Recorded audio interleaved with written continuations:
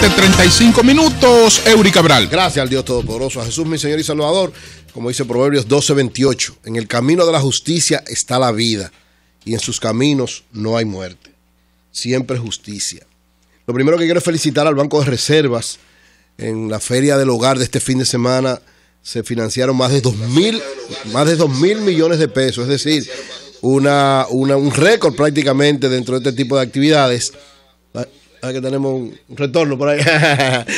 Más de 2.000 millones, y esto de verdad merece una felicitación por la novedad de alguna manera en que fueron planteados los asuntos, las tasas bastante bajas y la cantidad de personas que en términos de casa, en términos de locales comerciales, en términos de todas las facilidades que habían, lograron conseguir un préstamo con tasas tan bajitas, garantizadas a 1 año y a 2 años. Yo creo que este tipo de actividades garantiza, ¿verdad?, bienestar para muchas, sobre todo los sectores medios, que de alguna manera saben manejar lo que es esta situación, y sobre todo para gente que necesita sus casas. Hubo financiamiento de muchas viviendas, primeras viviendas, que es una de las cosas más importantes, por lo que felicito al administrador general del Banco Reserva, a nuestro amigo Enrique Ramírez Paniagua, y a todo su personal que se pasó otros 3 días trabajando hasta las 12 de la noche todos los días. Qué bueno. Por otro lado, miren, tal y como yo decía la semana pasada, el proyecto de ley enviado por el presidente de la República para convertir el Banco Nacional de la Vivienda en el Banco Nacional de Desarrollo de las Exportaciones, Bandex, iba a generar muchas situaciones complicadas, sobre todo muchas oposiciones de sectores a la decisión planteada en este proyecto de ley, que yo reitero que estoy de acuerdo y que creo que las cámaras legislativas lo deben ratificar, no deben de echar hacia atrás eso, de que el 10% de los fondos que están en las administradoras de fondos de pensiones sean colocados en el Banco del Exterior. Yo ratifico que estoy de acuerdo con eso, pero comparto algunas de las inquietudes que se han estado diciendo y voy a precisar estas 2 cosas. ¿Por qué comparto? Siempre he dicho, tengo una posición de hace bastante tiempo, firme, clara y decidida en torno a eso, porque creo que la sociedad dominicana tiene que avanzar en ese sentido. Hay una preocupación, y es cierto, todos tenemos una preocupación de que ese dinero pueda usarse en otra cosa, porque hay experiencias negativas de uso de fondos de pensiones en otras situaciones. Pero ahora ya hay leyes. Hemos desarrollado una institucionalidad, hemos desarrollado el sistema financiero. O sea, ya es otra realidad la que estamos viviendo. Y hay otros países como el nuestro, un poquito más desarrollado o igual de desarrollo, que han tenido experiencias exitosas usando estos recursos para desarrollar proyectos importantes con una tasa de retorno que le garantice que se siga pagando los intereses y que no vaya a haber ningún problema. ¿Por qué digo esto? Porque lógicamente ahora dicen, no, el problema es que no puede ser obligatorio. Claro que tiene que ser obligatorio. Hoy no es obligatorio que se coloque en bancos. ¿Dónde están? Esos 240.000 millones de pesos están en bancos privados, ganando intereses nada más para los dueños de esos bancos, que se ha dicho en varias ocasiones, y reitero, José La Luz ha sido uno de los que ha estado planteando permanentemente, que no es posible que 3, 4, 5 administradoras de fondos de pensiones se estén ganando 6, 7, 8 y 9 mil millones de pesos simplemente por tener el dinero depositado ahí. Algo hay que hacer con ese dinero. Entonces, ese dinero es verdad, tiene que estar en un banco garantizado, no hay problema. O en una inversión garantizada, no hay problema. Entonces vamos a implementarla, ya hay una ley que le da soporte a eso. Y hay un gobierno que ya todos vemos que no tiene interés de usar ese dinero. Y ocurre lo siguiente, Eury, que en verdad no están en los bancos ese dinero. Ese dinero donde los bancos lo tienen es ganando dinero en el Banco Central. Exactamente. Entonces, ¿por qué si hay la posibilidad de ganar dinero en el Banco Central, no se gana también dinero en otro banco para impulsar las exportaciones? Claro. Porque ellos no lo tienen en su banco, no. Ellos lo tienen en el Banco Central. Ganando interés en el Banco Central. El Banco Central, como una política de control monetario, desde luego. Lo tiene ahí retenido. Lo tiene retenido, sí, pero pagando intereses. Pero le paga sus intereses. Claro. Entonces, lo mejor de eso, Julio, es que, porque además me pueden decir, no, el problema es que se habla de proyectos de desarrollo con retorno rápido. Bueno, pero ¿dónde están? En el Banco Central. Se van a poner en otro banco, porque el Banco de Desarrollo del Exterior es un banco con las mismas condiciones. Claro, no igual que el Banco Central, que el Banco Central es el más seguro, digamos, pero es un banco. Lo que va a hacer es trasladarse de un banco a otro banco. Si vamos al asunto conceptual, lo importante de esto, señores, es que esa cantidad de recursos van a seguir ganando intereses, no va a haber ningún problema porque ese banco va a tener garantía también del Estado Dominicano, pero además se va a emplear para crear empleo, para desarrollar a las exportaciones, para aumentar divisas al país. Es decir, todos los beneficios, además de seguir ellos ganando, va a seguirlo teniendo. No hay ningún problema en torno a eso. Claro, la otra preocupación sí yo la comparto. Y ahí yo creo, tanto de la Asociación de Fondos de Pensiones, las administraciones de fondos de pensiones, como de la pequeña y mediana empresa, ha planteado la preocupación siguiente, y los industriales, que quienes dirijan el Banco del Desarrollo del Exterior tienen que ser gente con ciertos criterios técnicos, profesionales, que vayan de verdad a desarrollar las exportaciones y no criterios políticos, porque, señores, se van a manejar en un primer momento alrededor de 30,000 millones de pesos. Esa preocupación sí yo la comparto. Y ahí creo que el presidente Danilo Medina sí debe tener, o el gobierno en sentido general, cuidado con eso. El consejo de administración del banco, el administrador que se ponga del banco, tiene que tener ciertas características especiales. Y ahí sí tenemos que tener cuidado. Se plantea, la Asociación de Industria plantea que no debe ser solamente nombrado por el presidente, sino que debe ser una terna, de manera, dicen ellos, que hay una discusión y que puedan haber varias opciones y que eso da como posibilidades de ver que hayan varios profesionales y que pueda hacerse una discusión alrededor de eso. Yo no estoy en desacuerdo con eso, ni creo que el presidente tampoco esté en desacuerdo, porque evidentemente, por ejemplo, en el caso del Banco de Reserva, el administrador lo nombra el presidente de la República, no con terna, por un decreto. El Consejo de Administración del Banco de Reserva lo nombra el presidente de la República.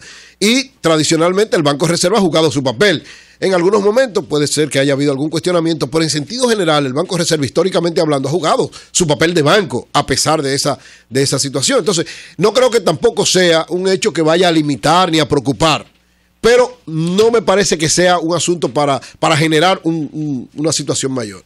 Cual que sea la decisión que se tome, en el planteamiento del Poder Ejecutivo está que sea nombrado por decreto y que el Consejo de Administración también sea nombrado por decreto, pero establece la propia propuesta del Poder Ejecutivo con unos niveles de criterios claros, porque estamos hablando no de cualquier banco, estamos hablando de un banco que tiene una connotación especial, pero también hay que tener cuidado, y sobre todo a los empresarios, a mis amigos empresarios de la pequeña y mediana empresa, tienen que ver la experiencia, y reitero, de lo que ha pasado en obras públicas y en educación.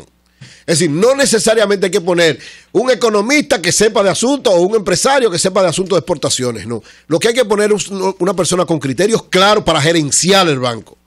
Para gerenciar, es decir, es un banco que va a gerenciar un mecanismo importante que se llama las exportaciones de la República Dominicana. Lo mejor es que fuese un especialista con características de gerente. Pero si hay un buen gerente, con un buen equipo técnico y con un consejo de administración con criterios técnicos, puede hacer el trabajo, como se ha demostrado en obras públicas, como se ha demostrado en educación. Es decir, también tenemos que cambiar un poquito el criterio, porque tal vez lo que quieren los empresarios es que pongan un empresario a dirigir el Banco de Desarrollo del Exterior. No tiene que ser ni un empresario, ni tiene que ser un político, ni tiene que ser un economista, o sea, no tiene que ser nadie de manera específica y concreta. Tiene que ser alguien con las características que necesita el cargo.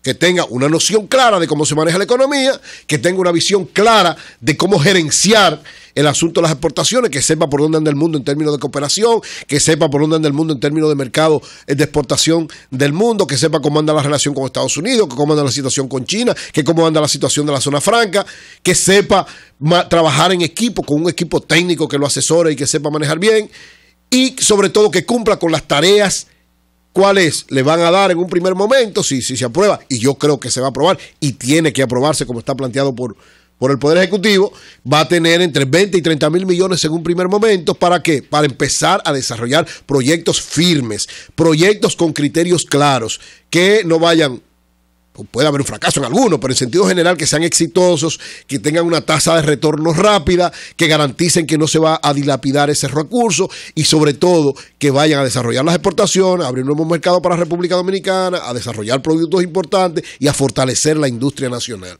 Entonces yo creo que todas estas preocupaciones son válidas, pero el Poder Ejecutivo debe seguir firme. Y el Congreso, y hago un llamado a los congresistas, tienen que escuchar a todo el mundo.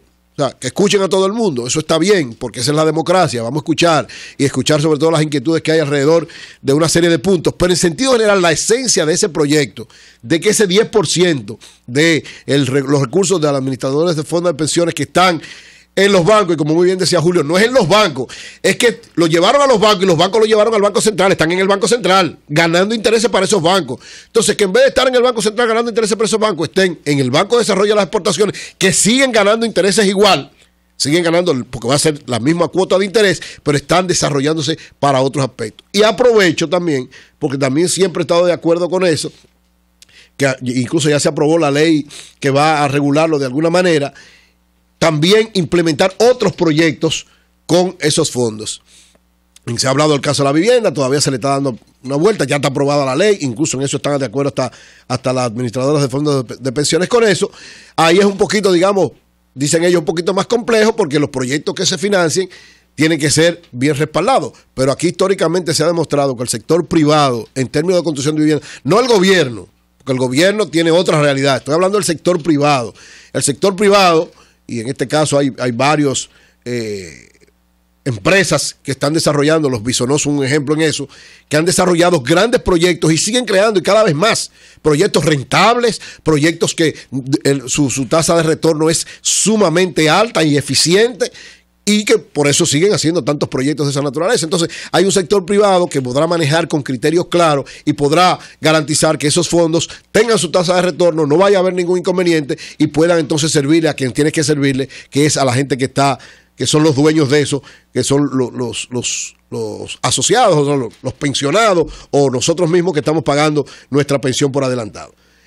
Qué bueno que se ha generado esta discusión, pero el gobierno no puede echar hacia atrás y el Congreso tampoco puede echar hacia atrás. Es una oportunidad muy importante que tenemos para consolidar una institución como el Banco del Desarrollo del Exterior. Y finalmente, a propósito de esta situación que ha acontecido con la muerte de los que asesinaron a la oficial de AMET, yo tengo una posición, no solamente porque soy cristiano, de que estoy en contra de la pena de muerte, sino incluso cuando yo era comunista, que se planteaba siempre la violencia como una de las formas de enfrentar el Estado y destronarlo, siempre mi posición ha sido de justicia.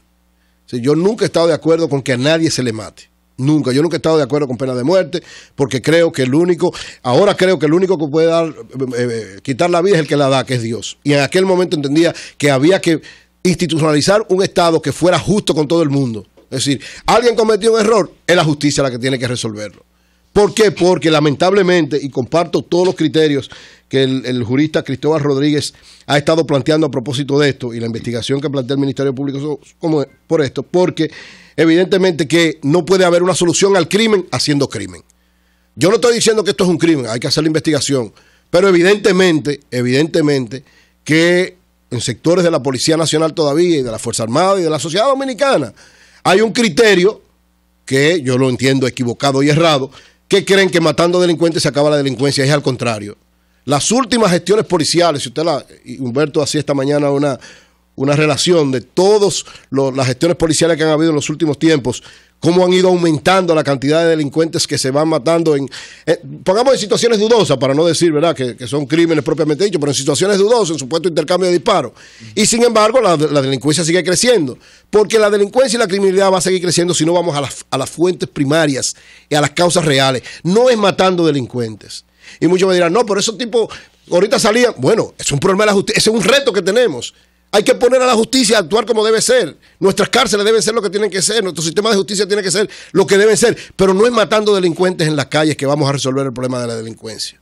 Si usted, lamentablemente, genera eso, que es supuestamente un mensaje para que otros no lo hagan, lo que se convierte en una amenaza mayor desde mi punto de vista. Es al revés. Yo creo que es al revés. Y a mí nadie me puede decir que yo lo estoy diciendo porque no he pasado, porque yo sí he pasado por eso. Sí, tanto en el caso mío particular, el atentado en el 2004, como después la muerte de mi suegro, he tenido discusiones duras con la Policía Nacional, con varios sectores de la Policía Nacional, que incluso cometieron acciones sin consultarme y después tuvimos un lío. Pero bueno, eso es un problema de cada uno. La camarada, entre nosotros no hay uno vivo. Sí, por eso, pero me hubieran consultado. ¿Por qué no me consultaron? No, entre nosotros si me hubieran consultado, yo digo, agarrémoslo y sometámoslo a la justicia. Que eso es lo correcto. ¿Qué ha pasado? La delincuencia ha seguido creciendo, porque miren, hermano, yo creo que es una de las frases más correctas que yo he oído en los últimos tiempos. No hay solución al crimen desde el crimen. Es decir, usted no puede a los criminales, que la policía como institución lo enfrente como si los policías fueran criminales. Es decir, como este no mató a uno, vamos a matarlo a él. Así no. Así lo que estamos sembrando es un mal mensaje, creando un grave problema, y a final de cuentas lo que estamos haciendo es aumentando la criminalidad. Entonces, desde este punto de vista, la criminalidad institucional, que es más grave que la otra criminalidad.